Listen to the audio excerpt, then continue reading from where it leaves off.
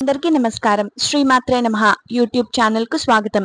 16 సోమవారాల వ్రతాన్ని క్లుప్తంగా ఎలా చేసుకోవాలో ఇప్పుడు ఈ వీడియోలో మనం తెలుసుకుందాం.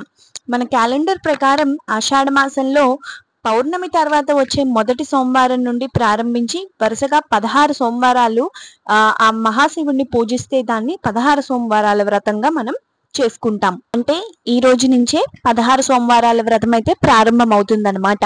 ఈ 16 సోమవారాలు కూడా మనం ఆ మహాశివుణ్ణి ఆరాధించి పూజిస్తాము. అలాగే ఈ 16 సోమవారాల్ని ఆ పరమేశ్వరుణ్ణి పార్థివ శివలింగం రూపంలో ఆరాధిస్తే చాలా శ్రేష్టం అండి. లేని వాళ్ళు తమ పూజా మందిరంలో ఏ శివుని లింగం ఉన్నా, లేకపోతే శివుని ప్రతిమ ఉన్నా, పటం ఉన్నా దానికైనా మనం పూజ చేసుకోవచ్చు. ఈ 16 సోమవారాలు కూడా ముఖ్యంగా ఉపవాసం అయితే ఉండాలండి. సాయంత్రం ప్రదోష కాలంలో ఆ మహాశివుని లఘు పూజ చేసుకున్న తర్వాత ఉపవాసం అనేది విరమించవచ్చు. శ్రీమాత్రే నమః.